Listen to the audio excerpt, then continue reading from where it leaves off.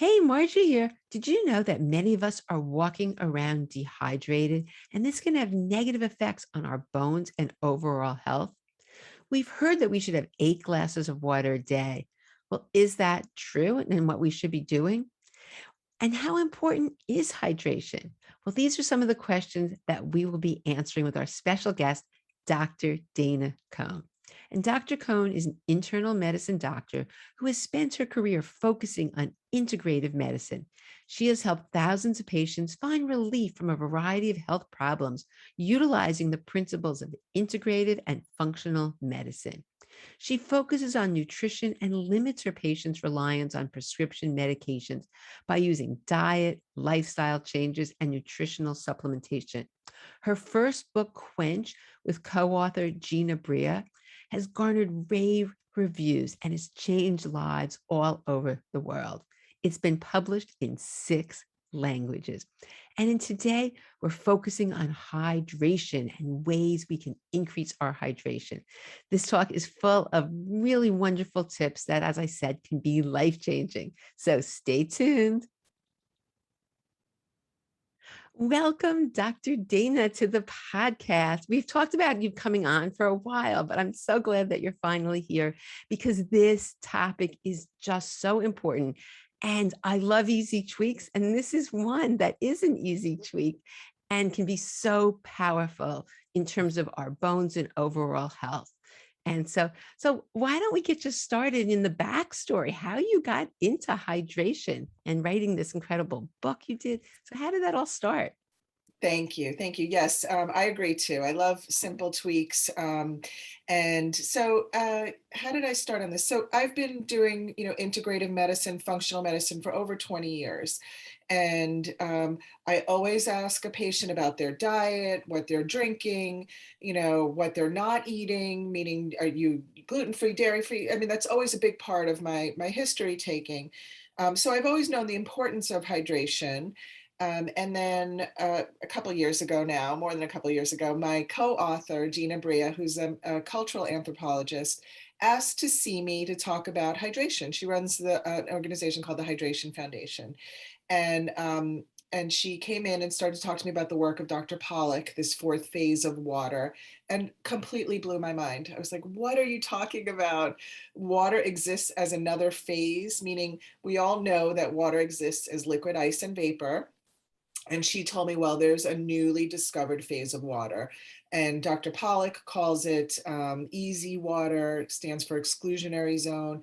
It's now more, I think, more known as structured water or gel water. There's lots of different names of it. And so she started to talk to me about it. And I just remember looking at her and I said, Gina, I said, this is my book. I said, I've known the importance of hydration. I've only ever thought about it as, oh my gosh, we have to drink more and more water. But the truth is, that's not the truth. We have to eat water, hydrate in other ways. And I said, do you want to write this book with me? And she said, yes, never thinking that this is where it was going to go. And that's when we really started to dive into the research of hydration. And little did I know, what am I getting myself into? This was way more complicated than I ever thought. The science of water, the simplest molecule in the world, is actually not so simple. But we really did sort of hone it down and try to bring it to the masses. And I am now truly on a crusade of telling people that hydration is the single most important thing you can do to treat and prevent chronic disease, hands down. So you talk about simple hacks or biohacking, start here, always. So Wow. Well, you mentioned something, and I think people haven't heard of this. So why don't we talk about the fourth phase of water? Maybe go into that in a little more detail, sure. what that means and how that can affect all of us. Yeah. So, okay. So take a step back. We've all learned, I believe in elementary school, that H2O is water, and I remember learning that, water can exist as liquid. You drink water, but it can also exist as ice, and ice is H2O. And then it can also exist as and vapor, condensation. That's still H2O. What Dr. Pollock and many other scientists, he's like one of the world's leading water researchers, has discovered that there's this other phase of water. And it's not H2O necessarily. It's how those water molecules sort of layer upon each other. And it's in that layering where they start to share electrons. And in that sharing, it creates different properties of the water. So it becomes charged a little bit. And it's in that form that it exists in nature. So think about waterfalls. If you've ever gone to a waterfall, you feel the energy. You know, it's an absolute thing. You feel that energy. You think about desert plants. This is what actually my co-author Gina did her dissertation on, how desert plants hydrate, or how desert people hydrate on desert plants. So think about aloe and cactus. You open up an aloe leaf and that literally it's gel that comes flowing out. Now that's not all H2O, but that gel that comes flowing out is huge amounts of gel water in there, or this easy water that he calls it. Think about things like cucumber seeds. There's gel in them. So it's this other phase of water that exists in nature, and it's believed that this is the phase that water exists within our cells in our bodies. So the logical thing to think about is then how do we get more gel water into our cells? How do we energize our cells? How do we get energy? And the whole idea is that water is no longer thought of as just sort of lubricating or the universal solvent, like what everything gets dissolved in. It is actually energy. It's electrical energy. It creates electrical energy in our body, which is a whole different way of thinking about water. So hydration is a form of energy, of getting energy to our cells. So that's easy water in a true nutshell. Like, it's way more complicated, things that I don't even understand. But that is the fourth phase of water. And actually, Dr. Gerald Pollack has a couple of TED Talks or TEDx talks on it. He's written books on it, and it is fascinating, fascinating research. Well, I think that brings up a couple points that there are other ways to get water, which we'll talk about. You don't have to always drink it. As you said, you can eat it. Yeah. And that's, and also why it may be so effective to take this other form of water. So I think that's great. And in fact, it may not, some people may not need only one glass of water a day to be properly hydrated. The one thing that we really push in the book is that there's no great test, to test for optimal hydration. There's testing for overt dehydration, but there's nothing in between, this low grade dehydration. So everybody has to know what their set point is for themselves. So it is the one sort of stickler that I, in my practice, as far as diet, I'm of the 80-20 rule. Give me 80% of a diet and I'm happy for the most part, unless you're horribly type 1 brittle diabetic or something, whatever it may be. But 80-20 I'm happy with. With hydration, it is a day in, day out thing that you need to stay on top of, period. Um, but going back to the one glass of water a day, some people may only need one glass of water a day. Some people may need 10 glasses of water a day. It depends on what you're eating and how you're moving and what kind of environments you live in, what medications you're taking. There's so many factors there. So it's very individualized. And I wish I had a perfect number to say, like, oh, you need, that 8 glasses a day is what you need. That is never, ever the case. Well, another thing that you had said earlier, which I just love and so agree with, is water is energy. And I know when you haven't had your water, you feel, I mean, that's one of the symptoms as well. You just feel tired and fatigued. And when I know when I'm at a course and I'm drinking all day, the water's just sitting there, I feel amazing. The more when you're constantly being hydrated, such a good Yeah. feeling. But Yeah. let's go in your book. You do a really good job of giving a list actually of some of the symptoms of dehydration, because there are some cues to really know. So could you just share some of those with us? Yes, yes. So, and once again, I just want to differentiate between overt dehydration, where you've been sick and vomiting all day, and your eyes are rolling back in your head, and that is a completely different ball game. That is, a medical emergency. Go see it. This subclinical or low grade dehydration, I think, is the thing that is really contributing to chronic disease in all of us. So this is really what we're talking about, this low grade dehydration.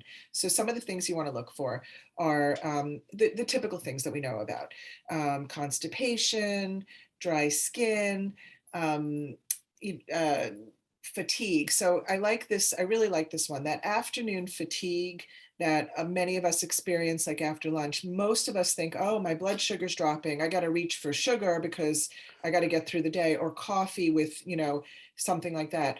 Instead, I think more often, not always, but more often, that it's this low grade dehydration. And if you hydrate earlier on, you'll notice that you won't get those afternoon drops as much as you used to. Um, the other things I like to look at, a great thing to look at is look at the color of your pee, your urine. You want it to be a light straw colored. You don't want it to be dark and concentrated or orangey or and you don't actually want it to be clear. So there's an issue with overhydrating, which we'll talk about, but you want it to be a nice straw colored. The other big one that I love, and I think this one is really a powerful thing to think about, is we're meant during the day hours to urinate every 2 or 3 hours during our waking hours. So if you're not getting up to pee every 2 or 3 hours, you're not hydrating enough. You're not hydrating well enough. So that's a really big one for me. Others are headaches, thirst. Let's talk about thirst for a second. If you're thirsty, I think you've missed the boat. You've already gone a little too far, because so first of all, thirst is not, we lose our thirst mechanism as we get older, but we also have learned to ignore our thirst. We've become so conditioned to not drink because we don't want to get up to pee, which is so the wrong thing to do during work, or for other reasons. There's a lot of elderly people who it's hard for them to get up to pee all the time, so they don't drink as much as they should. So there's issues there, but thirst, if you're thirsty a lot, you're too far gone. We want to stave that off before it happens. So I think those are the big ones. I'm hoping I'm not missing anything. Dry No, that's lips, dry skin. yeah. But I Yeah. think the important thing is to start tuning into your body, which is something that I'm so big into, because so often we just don't. As you said, you're busy with your day and you're just going. We're, And it's really hard. And in today's day and age with masks, I know my husband is an OBGYN, and he wears the mask all day long. And because of this has really impeded his intake of water. And so often, even before this, though, it was a problem because he had so many patients, there was no time to go to the bathroom. And so, it sort of became, okay, easier not to just drink, which is so unhealthy. And so I yeah. think that's such an important point, that That we just have to make this a priority. I love that. I love that, because the truth is, I said this to you earlier, I'm always afraid at who I'm talking to. Like, am I talking to the most fittest people in the world, the runners, and like these people are more fit than I am, and and know so much about nutrition. But the truth is, we all need to hear this. So here, like, this is a doctor, somebody who focuses on health. And not only that, I'm sure he's wearing an N95 mask, which is actually hard. Maybe he was during COVID, maybe he's not so much now, but those things are hard to sort of just slip off and take a drink of water. So, he may need to set his watch or something, like say, hey, I need to go just, I don't know what the answer is going to be, but that is a really important thing for doctors to hear. Yeah. Or And, people who and are in masks, there are people who are in masks all day. And all day. And Yeah. so I've heard some people take a straw, and preferably not a plastic straw. A metal one. Yeah. Yeah, Stainless yeah. steel. And but yeah, that it really is a problem. And the other thing for him that was a problem, which is interesting, and I hear this a lot, is that people know that there's so many great benefits of tea, but tea can be, if it's not herbal tea, can be dehydrating. Do you want to just talk about that for a Sure. minute? Yeah, I don't know the exact number of tea, but coffee, which is a big thing. They've done some studies and they've shown that anything under 4 cups of coffee is not a diuretic. So if you're drinking 5, 6 cups of coffee and whatever the equivalent, I mean, you probably could drink some black tea, some green tea. The caffeine is a different story though, because I do think so. So black tea is good. It depends on how much tea he's drinking. I would rather maybe half that with some herbal tea, that kind of thing. but the like I think the more important thing is the caffeine in that. I know if I were to have even more than 2 cups of coffee a day, I'm jittery. Like it doesn't like the caffeine doesn't do me well. If so like the idea of like, oh, I can have 4 cups of coffee a day, that's probably not that's a lot of caffeine for many people. And think about your sleep pattern and that kind of thing. There is, the caffeine is a drug. So that's the other story. Not necessarily dehydrating or hydrating. I do think it does, there's some great benefits to good teas, even black teas, and especially green teas. So the caffeine is not is in small amounts is okay, but then anything up to a certain amount. I don't know what it is for tea. The equivalent of 4 cups of coffee is a diuretic and is dehydrating. Got it. Yeah. And so you wouldn't want to substitute that for your water. No. No, Exactly. no, but like once again, I think a few cups of black tea a day is okay. But you have to think, you just have to put into perspective what the caffeine may be doing to you. So if you're having trouble sleeping at night, even if you had that caffeine in the morning, that could be affecting your sleep wake cycle. I'm trying to think. Michael Pollan did a great, I don't know if it was a whole book on caffeine or articles about caffeine and the fact that it is a drug. So there's something that needs to be looked at in there for some people. If there's energy, sleep, if you're becoming dependent on it for energy, there's other issues, I think. Something in your book that I find so interesting is the connection between fascia and hydration. Because as a physical therapist, fascia is something that I've been dealing with, oh gosh, for probably 35 years, but not something that's typically thought about by really anybody. And it's a lot of times just something we don't think about, but especially with hydration. So maybe talk about what fascia is and how there's this connection with hydration. Yeah, great question. I always say that body workers know this better than anybody. So physical therapists, massage therapists, they're the ones that really deal with the fascia and understand how hydration plays a role. They can see it in people. So there was a very brilliant, I think it was a plastic surgeon actually, years ago, who decided to put a microscopic camera under the living skin of a person to specifically to study fascia. Prior to this, we've never really studied fascia. It's only ever been looked at under like sort of, dry, desiccated cadavers, where when we would do dissections, we would sort of cut through the fascia, sorry to get explicit, but, and throw it away and go straight to the vessel or to the organ that we're looking for. So never really understanding it, never thinking much about it. Wait, one When more thing before you go in, just so people know, it's the connective tissue in the body, in case you don't know what the word means. It's throughout the whole body. Absolutely. Sorry. Yes. Fascia is the webbing that connects it surrounds every cell, every organ. It's all over the place in our bodies. Um, and so when we looked under the skin of a living person, what he noticed is that fascia is a delivery system of hydration. So you literally see hydration move along fascia. It acts as a hydraulic pump. So when you do this movement, you're moving water in and out to your periphery, to your central system. So which is fascinating, because we've only ever thought that hydration gets moved via blood and lymph, right? This is a whole different way of thinking. So the idea of, sitting, yet again, why sitting is the new smoking, we're squelching delivery of hydration to our periphery. And movement is a hydrating act. So we have to move, we have to bob our heads, we're getting fluid in. Twisting is such a good way of getting fluid up and down your spinal canal. I say this all the time because it's always interesting to me. We've become so a society of such conveniences that I think about this, in our cars, the camera now is in the front. So you no longer have to look behind you to pull out of your driveway, right? So you're just looking at the camera. And I remember as a kid, my mom would be like, oh, like I can't turn around. But we have to move. We have to make specific movements, and we give in the book, we give a whole list of micro movement recipes. We basically made them up. There's not, this is a micro movement, this is a micro movement, this is a micro movement. Even your eyes, like we need to move every single, joint.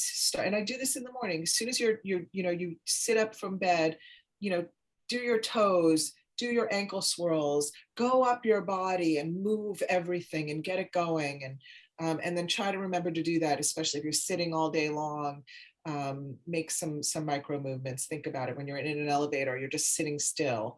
Twist and bob and bend and do all that stuff. So Yeah, yeah. that makes such a difference and you'll feel so much better at the end of the day. I have people doing the same thing, all sorts of shaking and doing things so that we Yes. get everything moving, because you're right. We just sit and it's really takes its toll on our bodies. Yeah. So that's great. In terms of things that, how do we know? We talked about, but low grade, is there anything, other symptoms that we would know if we just have like a low grade, like real low grade dehydration? Any warning things that we might? I think the things that we talked about already, but I think I love, I think brain fog and fatigue. I think those are two really big ones. Start here before you go on any, keto diet or vegan diet because you think, whatever. Start here. Start learning how to hydrate properly, and that doesn't once again, it doesn't necessarily mean drinking more and more water, which may be the right thing for you, but it may not be, because there's this new like sort of gallon water challenge that I actually think is a little dangerous. People are drinking so much water that you're flushing out your electrolytes, you're overhydrating. And I see that, I actually see that more often than I see, you can see that lab, or, from a lab standpoint, when we measure labs, I see overhydration more often than I see underhydration. From a lab point, because underhydration is not very easily detected. Once again, it's detected by living in your body. You talked about, like, we're all cut off from our heads. We all live in our heads, not in our bodies. Learn to live in your body. Learn to respect what your body's telling you. It's not that hard. It's really not that hard if we just put a little thought to that. So yeah.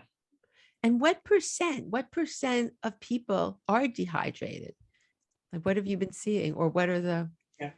it's a lot, isn't it? Well, so the number that floats around is 75%. I want to say I'm not convinced that number is there's ever been a study, because there can't be a study because we don't know. But I will tell you, my clinical expertise, I think it's more like 99% of us. Wow. I And really do. the interesting thing, this can account for so many other things. And it's really not the first thing you think about. Oh, I may be dehydrated. In terms of the lab work, as you said, there's not one test, but there are some clues when you get your blood work done. Can you share some of the things that might be seen when someone is dehydrated, some values they may see? Yeah, so under hydration, you could see like a hemoglobin and a hematocrit, which is our red blood cells, are actually a little bit high. So they're higher than normal. That could mean that you need to hydrate more to get those. And when your hemoglobin and hematocrit are high, that puts you at risk. That thickens your blood. Not good. Now, granted, I just want to make sure everybody knows there could be other reasons why those are high. So, but these are little clues. A bigger clue is if you check it from times before. If you always run around, let's say 32 in your hematocrit, and now it's 37. That could be a little. So you can look back at some of your labs and sort of see where you are.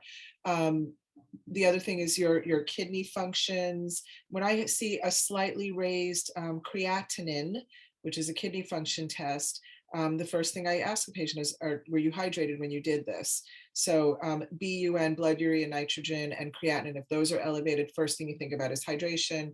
Hydrate better, repeat the test, and then go from there. If it's still high, then you need to see a kidney doctor or something. Yeah, and that's But exactly what happened to my husband with the math and not drinking. Is all of a sudden his lab values were higher, and certainly then he added a lot more water and started hydrating and doing some of the steps you're going to talk about. yeah. And guess what? The values changed. So yeah. Yeah, those are the big ones. And then on the same note, overhydration. people who drink way too much water, polydipsia is the term for it. You could see their electrolytes are off. So like their sodium and their chloride are actually very low. That's and I see that pretty often. I see it a few times a week. And when I ask my patients, how much water do you drink? They're like, I drink a ton of water. And I'm like, well, that's could be a problem. And it might not be you have to stop drinking so much water, but maybe you have to add a little bit of electrolytes or some salt to that water, natural salt, like real salt or pink salt or sea salt or something like that. They just need to, they're drinking so much bulk water, plain water, that they're flushing out their electrolytes. And I see that a lot in like my hot yoga people. So they're doing hot yoga every day. They're drinking so much water and they're sweating out all their electrolytes as well because they're sweating so much. So I see that often in them. And the big question to ask is, are you getting a lot of leg cramps? Do you get Charlie horses? Yeah, I get that all the time. You need to replace some electrolytes. And somebody like that, I would actually have them do like an electrolyte, a powdered electrolyte mix, something good, something, I'm just going to throw out a brand because I'm on the board of this brand. It's called Cure Hydration. It's a great, nothing artificial in there. It's a nice product. So. Oh, that's great. So let's give some tips. You mentioned eat your water. So please share with us, because I know everybody's listening to this and you explain that, but give us some tips on how we can eat our water. Okay, so once again, really, really simple. Plants are the key to hydration. So a very plant-centric diet. We need to it's just going back to basics, what we all know. We want to cover our plate in vegetables. We want to mix up the vegetables. So like instead of making one vegetable with dinner, make a few vegetables, for the sides. Like it doesn't have to be, your meat, your veggie, and your starch. It should be a little bit of animal protein if you eat animal protein, but you want to cover your plate in veggies. You want to have a salad with lunch and dinner, a plant-based diet. So more plants more vegetables in our diet. Incorporate a green smoothie a day. A green smoothie is life-changing for people, meaning what a green smoothie is blended greens in a blender with water, and then whatever else you want to add. You can add some chia seeds, you can add some lemon, you can add ginger, you can add a little fruit for sweetness if you wanted some berries or apple. But I'm not talking about like a protein shake where you're adding protein powder and you're adding like yogurt or some nut milks. That's more of like a shake. This is a green smoothie. So it's just the greens are the base with water. So you're keeping the fiber in. So I'm differentiating it from a green juice where you're eliminating the fiber, right? And there's a place for that, but this is what I want people to really start doing. Blended greens, water, and then whatever other flavor things you want to add to it is truly life-changing for so many people. That alone, and I'm making this number up, but I honestly believe that one green smoothie is equivalent to probably 3 times the amount of water from a cellular standpoint as far as hydrating. It's holding on to that water. It's letting that water, it's actually structuring the water, and it's because of the fiber, and it's getting that water intracellularly and holding on to it better. Can we talk about one more thing you mentioned in that smoothie, which is one of my favorites, and it also is high in calcium and other nutrients, is chia. Chia seeds, yeah, chia seeds are they're sort of the star of the show, the star of the hydrating show. They truly are a superfood. So chia seeds are very rich in omega-3 fatty acids. So our parent omega-3, ALA is another term for it, alpha linolenic acid. And we need those fats for our cellular health, right? We talk a lot about, there's a whole chapter on fats in the book, which is a passion of mine. And it didn't really, at first I was like, I told my co-author, I was like, I have to write this chapter. I'm not sure how it's going to fit in here. And when we started to look at the research, we're like, of course this is going to fit. There are pores in our cells called aquaporins, where they're lined by fatty acids. And if our if our cellular walls unhealthy, we're not going to have hydration intracellular. So it absolutely fits. But then the chia seeds, yeah, there's every runner, real runner knows this. There is a great book called Born to Run, and it's about this Mexican desert tribe that are elite runners, and they basically run for fun, 50-mile marathons, and they fuel themselves on chia seeds and not that much water. And it's very interesting. So chia, anybody who knows this, you soak it for a little bit, it forms that gel around it, almost like chia pudding, which is, by the way, a phenomenal hydrating snack. And there's thousands of recipes online for different chia puddings. So chia seeds are, yeah, I consider a really hydrating superfood. Fiber, structured water, omega-3 fatty acids, they're the perfect thing. One caveat about chia seeds, and people are getting a little confused about this, they are high in lectins, and some people can be, their stomach can get bothered by it. So those people, I have them soak their chia seeds overnight, and that gets rid of the lectins. Yeah, recently had somebody reach out to me. He's actually a physician's assistant. So talk about healthcare workers, and I'm always so afraid of preaching to the choir. But he himself, he wrote me this whole testimonial saying that, and he does calisthenics, like he does serious calisthenics, and he's fit, and all he started to do is add a chia seed green smoothie to his program, and his calisthenics, like his forms, improved by like 700%. And he said, I ruled out everything else, and it was this that really changed it, and the hydration. So yeah, it's interesting about who everybody can benefit from this. Yeah, and there's good calcium. The only thing I found with chia is that people have to take it with water. You can't just take the chia seeds, because then it will end up, because it's hydrophobic, then it will actually suck Bloating, yeah, suck in water from you. It will actually, so you need to mix it with the yeah. water. I would definitely never take chia seeds as like just a little snacking crunchy thing. No, you would definitely want to add some water to it. And I suggest, in the book, we just sort of add it to our smoothies, but I suggest letting it sit for a little while, letting it gel up a little bit. Great. And it's such an easy way. It's such a great dessert. You can throw in whatever you want. And it's such a big fan. I'm right with you with the chia seeds. Yeah. Uh, so And continue. So many other ways that you like to get your, to get hydration. hydration. Yeah. Yeah, so I have a couple rules. The first is front load your water. So that means first thing in the morning. I actually put my water out at night, keep it at my bedside, and drink a big glass of water first thing in the morning. So you can put a little lemon in there.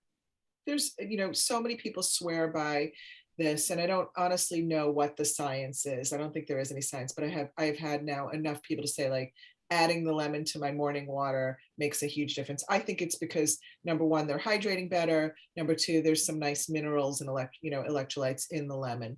So a squeeze of lemon, you could maybe even put a little pinch of salt in that morning water, suck down. I say 8 to 16 ounces first thing in the morning. And that's how actually desert dwellers hydrate. So they front load their water. That gets you going for the day. Really good way to make it a rule. The other rule I have is drinking a glass of water before every meal. So, before you sit down to eat, drink a big glass of water. It may fill you up a little bit so you're not overeating, but you're getting some hydration in there. Make that a rule. And there's some studies on that, specifically with weight loss. So people who do that lose a little bit more weight than people who don't when dieting. A green smoothie or two a day, some herbal teas throughout the day. Moving is hydrating, so we need to move. Those are the simple sort of rules, other than staying on top of it and really living in it. But those any one of those in somebody who is not hydrating is going to make a huge difference. Oh, I love this. What about the temperature of the water? Do you? Good. Everybody asked that question. A lot of people ask that question. Honestly, I don't know. I think I'm a huge believer in Chinese medicine. Just from a personal, like, I go to acupuncturists, I see Chinese medicine specialists. It's magic to me. I don't understand it. But they are, that is something that they talk about. There's hot and cold and damp and that kind of thing. And I don't understand it. From a physiological medical standpoint, I don't know what the answer is. But I do say, whatever it takes to get you to drink more water. So if you only drink ice cold water, do it. I don't care, if that's what it's going to take. God, any thoughts on carbonated water?